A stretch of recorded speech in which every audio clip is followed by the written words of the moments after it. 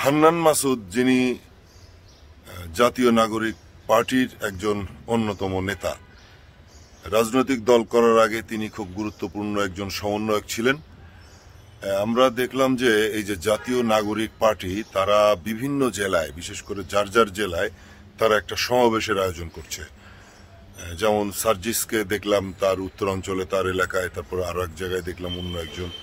ঠিক তেমনি এই হান্নান মাসুদ, তিনি তার এলাকা হাতিয়াতে গিয়েছেন একটা সমাবেশ করতে। সেখানেও তারা অনেক শোডাউন দেখিয়েছে, অনেক লোকজন নিয়ে গেছে, কিন্তু সেখানে যেটা হচ্ছে যে তারা আসলে মার খেয়েছে। এবং যেটা দেখলাম এবং তার মুখে শুনলাম, তিনি বলছেন যে তিনি সহ আরো কয়েকজন তারা অনেক মার খেয়েছেন এবং তার কপাল ফেটে গেছে, কপালে ব্যান্ডেজ, এবং তিনি মূলত বিএনপিকে দোষারোপ করছেন এবং বলছেন যে বিএনপি এই অঘটনটা ঘটিয়েছে।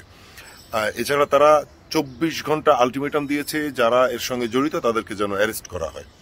এখন বিষয়টা হচ্ছে যে এতদিন এই যে যখন তারা রাজনৈতিক দলটা করেনি, তখন তারা কিন্তু বিভিন্ন জেলায় জেলায় গেছে, বিভিন্ন যোগাযোগ করতে, মত বিনিময় করতে। তখন আমরা দেখেছি যে সরকারি একটা পৃষ্ঠপোষকতা ছিল, বিশেষ করে তাদের প্রোটোকল ছিল, পুলিশি পাহারা ছিল, এমনকি কোথাও কোথাও আমরা আর্মিদেরকেও দেখেছি তাদেরকে প্রোটেকশন দিতে। তার মধ্যে থেকেও তারা অনেক ধরনের ঝামেলার মধ্যে ছিল, ধাওয়া পাল্টা ধাওয়া হয়েছে, কিন্তু তারপরেও তাদেরকে কিন্তু পুলিশ বা প্রশাসন তাদেরকে কিন্তু রক্ষা করেছে, বা রক্ষা করেছে বলতে তাদেরকে আসলে প্রোটেকশন দিয়েছে। কিন্তু এখন রাজনৈতিক দল করার পরে, যেহেতু তারা এখন আর ছাত্র সমন্বয়ক নেই, তো রাজনৈতিক দলগুলোর সঙ্গে তাদেরও বিরোধ শুরু হয়েছে। তো সেই সমস্ত জায়গাগুলোতে, মানে যে সমস্ত জায়গাতে বিরোধ হচ্ছে, মোকাবেলা তো করতে হবে আসলে রাজনৈতিকভাবে। এখন তো আর ছাত্র সমন্বয়ক নেই, তারা একটি রাজনৈতিক দল, তারা নির্বাচন করতে চাচ্ছে এবং তারা হয়তো ভাবছে যে তারা ক্ষমতায় যাবে।